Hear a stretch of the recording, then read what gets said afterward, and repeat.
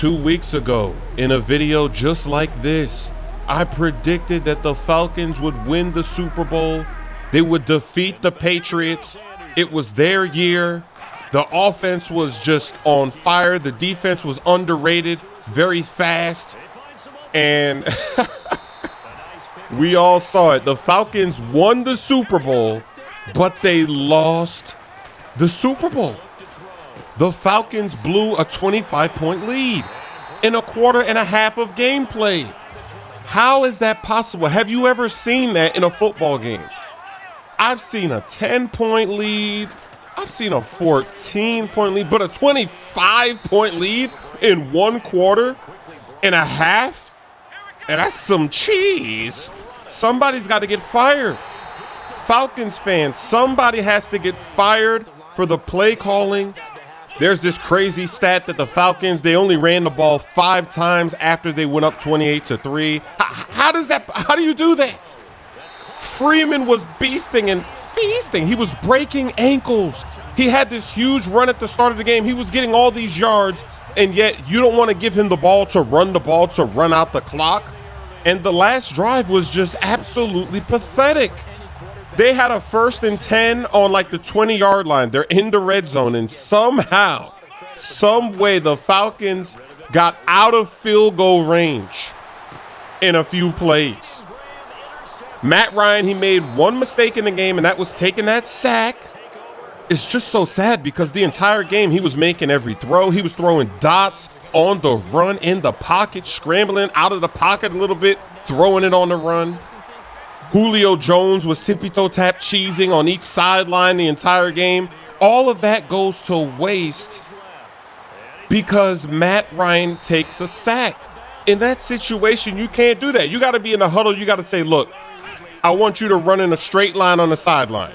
And that's your backup. So if somebody's pressuring you, you see the pressure, you feel the pressure, and he felt it.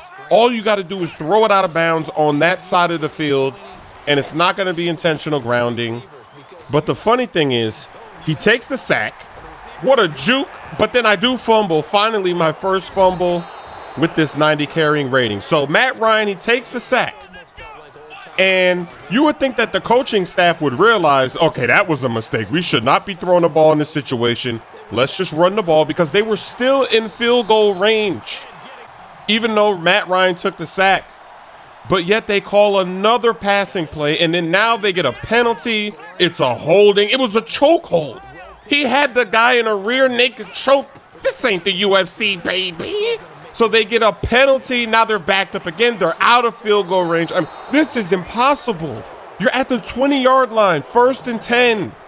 All you got to do is run the ball 3 times, kick the field goal, and the game is over. Somebody's got to get fired. Somebody's got to get fired, and then I got to get hired. If I was on that coaching staff, the Falcons would be Super Bowl champs right now. You can't lose this game. It's impossible to lose this game. I can see it now. They're talking about, all right, let's come out and we're going to run a little play, a little dag. I would be like, that's a new move. I'd say, give that guy a manual.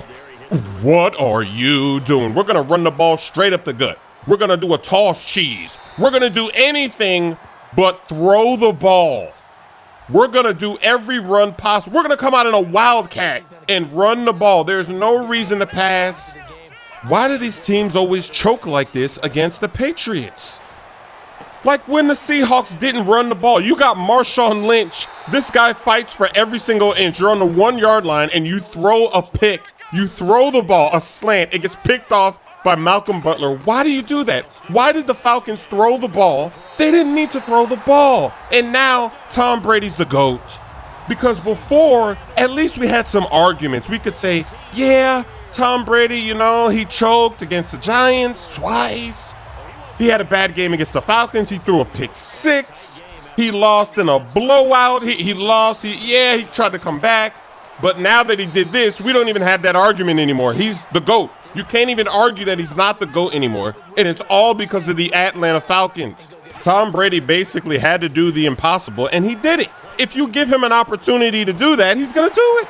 Even on the last drive, he's down by 8. They got to go down. They got to score. They got to get the 2-point conversion.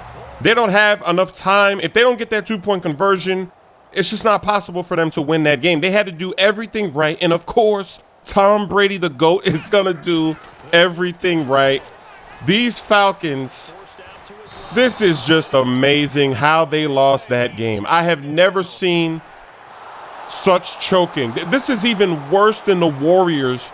Or actually, no, don't let this distract you from the fact that the Warriors blew a 3-1 lead in the finals to the Cavaliers. Oh my gosh.